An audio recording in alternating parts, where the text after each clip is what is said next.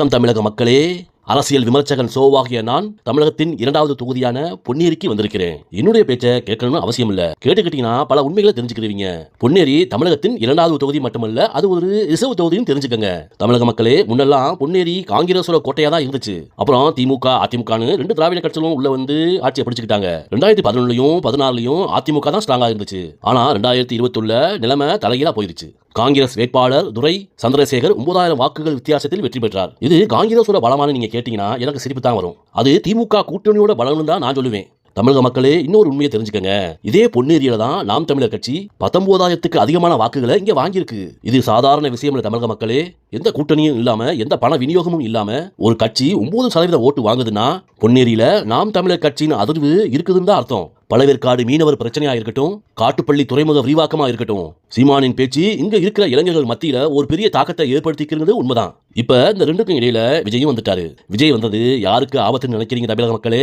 சீமான் கிட்ட இருக்கிற அந்த ஆவேசமான இளைஞர்கள் ஒரு பகுதி இப்போ விஜய் நோக்கி தான் போறாங்க. அப்புறம் தமிழக மக்களே, பொன்னேரியில அதிமுகவை விட திமுக காங்கிரஸ் கூட்டணியோட பலம் தான் அதிகமா இருக்கு. நாம் தமிழர் கட்சி சீமான் ஒரு 10% ஓட்டையும், தமிழக வெற்றி கழகம் விஜய் ஒரு 15% ஓட்டையும் பிரிச்சாங்கன்னா அது அதிமுகவோட வெற்றியை தான் காலி பண்ணும். திமுகவோட அந்த கெட்டியான ஓட்டு வங்கி அப்படியே தான் இருக்கும். அதனால திமுகவுக்கு அதிகமான வெற்றி வாய்ப்புகள் இருக்குன்னு சொல்லலாம். தமிழக மக்களே, இன்னொரு உண்மையை நீங்க தெரிஞ்சுக்கணும். 2024 பார்லிமெண்ட் தேர்தலில் திருவள்ளூர் தொகுதியில பாஜக பாமக கூட்டணி ஓரளவுக்கு குறிப்பிடத்தக்க வாக்குகளையும் வாங்கியிருக்காங்க. இது பாஜகவோட தனிப்பட்ட வளர்ச்சியா இல்ல பாமகவோட வன்னியர் வாக்குகளாங்கிறது தான் பிரச்சனை. ஆனா தமிழக மக்களே, அப்பட்டமா சொன்னா மோடிங்கிற பிம்பத்தை நம்பி ஒரு 10 முதல் 12% ஓட்டுகள் இங்க விழுந்திருக்குங்கிறது நிஜம்தான். அண்ணாமலை அவர்கள் இங்கே நடைபயணம் வந்தப்ப கூட்டம் வந்துச்சு. ஆனா வந்த கூட்டம் எல்லாம் ஓட்டா மாறுமா? தமிழக மக்களே, இவங்க எல்லாருமா சேர்ந்து அதிமுக ஓட்டத்தான் கூறு போட்டு பிரிக்க போறாங்க. இதனால திமுகவுக்கு தான் கொண்டாட்டம். எல்லாரும் வந்து பிரிச்சுங்கப்பா, கடைசியா இருக்கிற கெட்டியான ஓட்டு எங்களுக்கு தானு திமுக ஜாலியா தொகுதியை ஜெயிச்சுட்டு போயிருவாங்க. பொன்னேரியில தாமரை மலருமான்னு கேட்டா சேத்துல தாமரை மலரலாம். ஆனா ஓட்டு பெட்டியில மலரும்னா அது கொஞ்சம் கஷ்டம் தான். அண்ணாமலை ஒரு சலசலப்பை ஏற்படுத்திருக்கிறது உண்மைதான். ஆனா தமிழ்நாட்டுல திராவிட மண்ணுன்னு சொல்ற அந்த சென்டிமெண்ட்டையும் ஜாதிங்கிற அந்த ஆணிவேரையும் தாண்டணும்னா வெறும் ஆக்ரோஷமான பேச்சு மட்டும் போதாது.